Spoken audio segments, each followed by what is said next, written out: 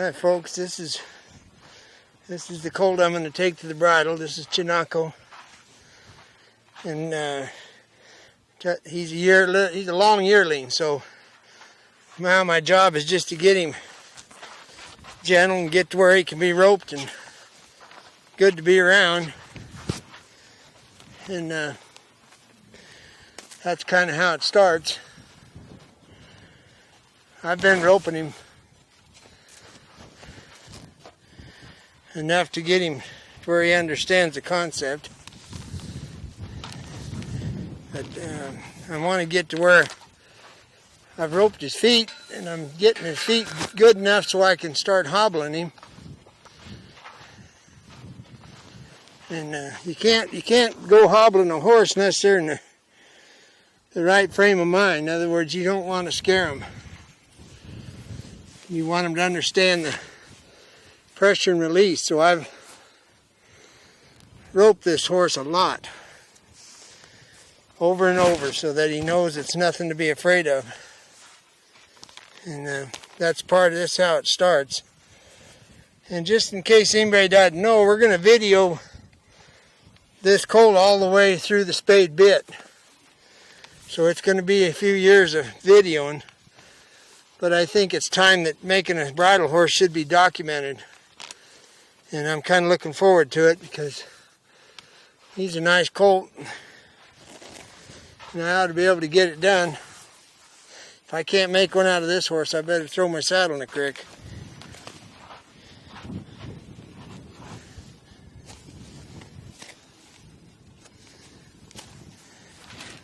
He doesn't get worked every day, but when I do work him, I want it to count for something. So I'm teaching him to move off of a feel.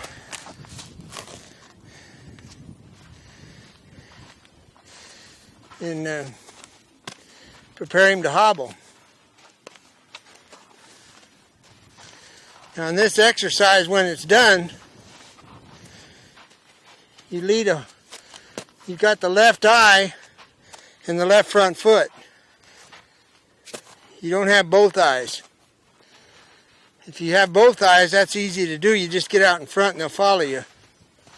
That's not the point. The point is to get this corner of the horse.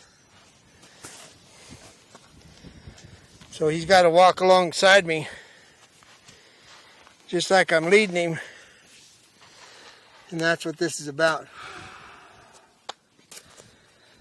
Somebody asked me about the breathing I do, and I exhale to reassure a horse that it's not fight or flight. Exhale just means I'm not here to fight with you. Helps him calm down. That's what he's supposed to do. And to check it out, see if you're okay, just make a 90-degree turn or a 180 and go back. Now that's what I'm after in this particular exercise.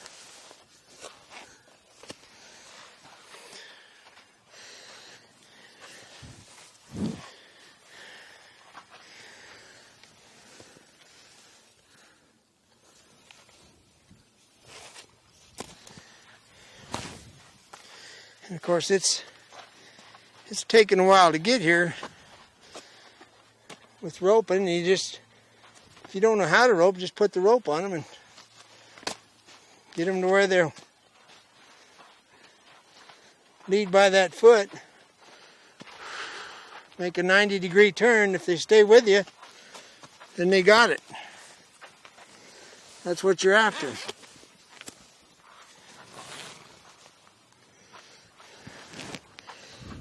He's starting to feel comfortable. And because of getting him castrated, it's making a lot nicer horse. I can tell you that already. You can see the difference. So his job is to kind of stick with me.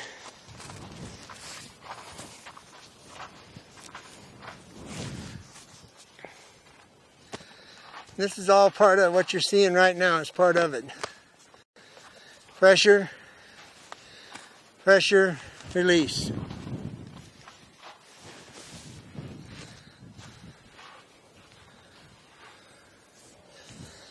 Whenever he does that, you don't have to catch him every time. But you got to get to a point where when you want him, he knows it. And he'll join you. So I can ask him to join me. And he's fine about it. He's not stressed.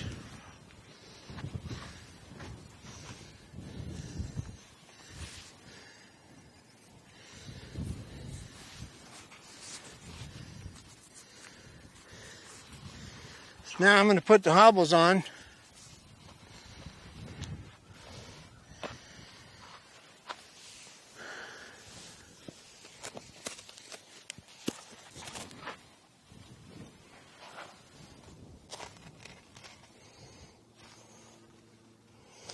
He's had his feet trimmed.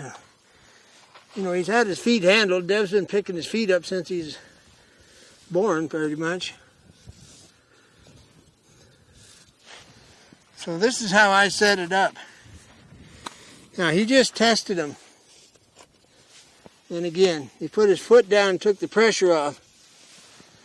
So this lesson's over.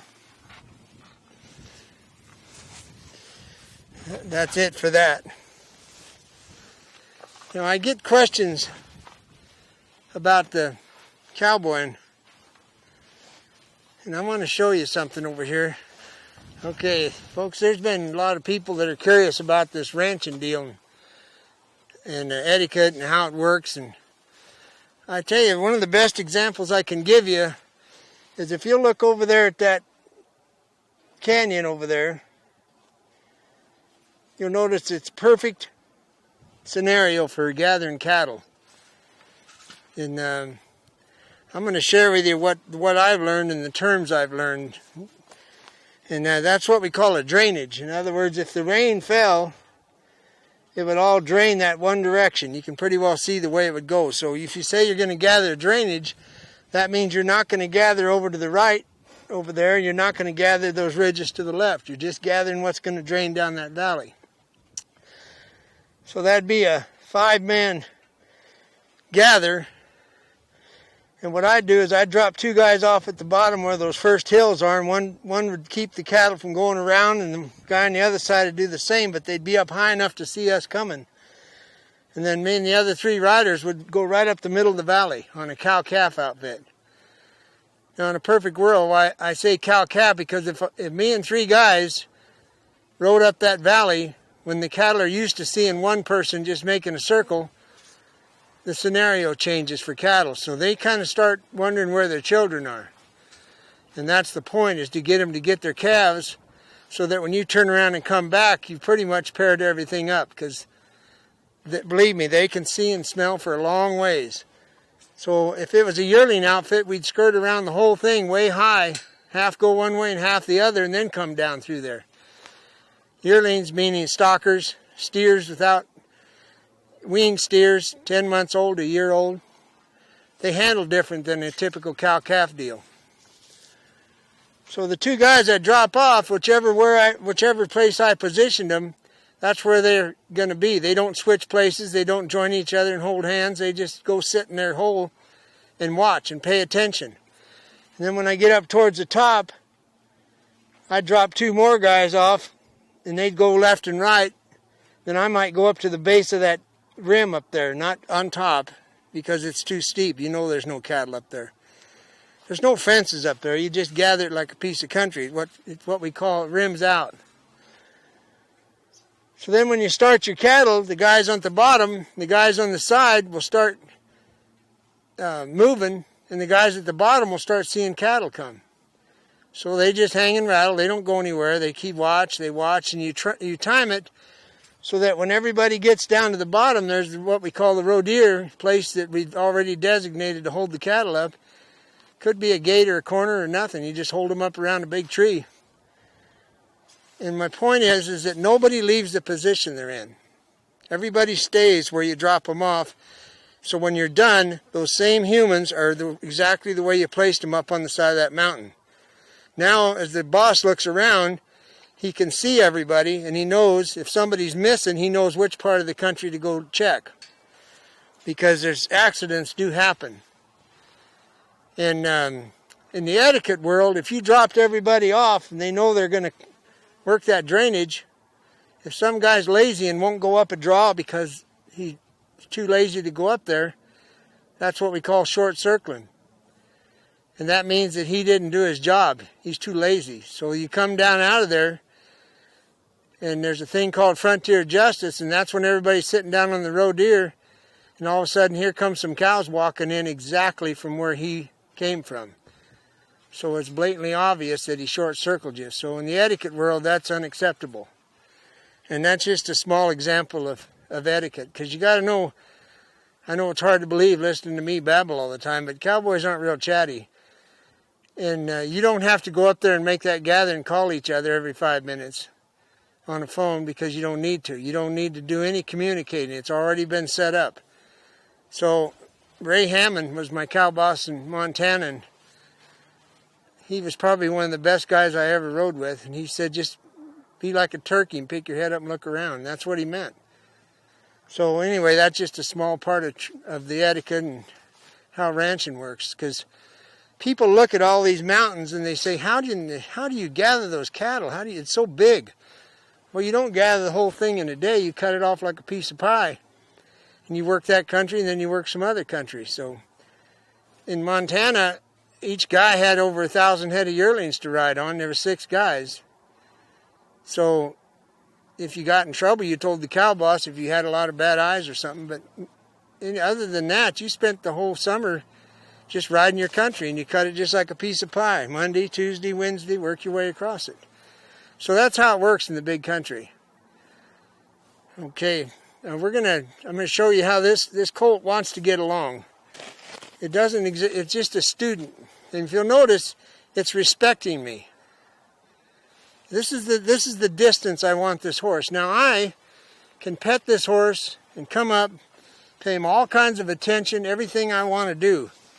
Then if he starts coming in, and if I don't want him, I'll just send him back.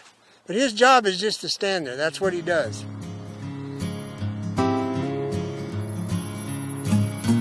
Opal lives in Opal Canyon. Opal lives in a trailer there. Little gray trailer with a good Sam sticker, living out there in the desert air. Little round Henry lives there with her, looking for gold in the sagebrush hills. Pick and a shovel and a metal detector. Ain't never found none, probably never will.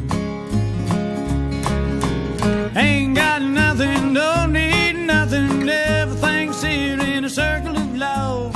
Happiness found in an old gray trailer. Sagebrush around them and the stars above.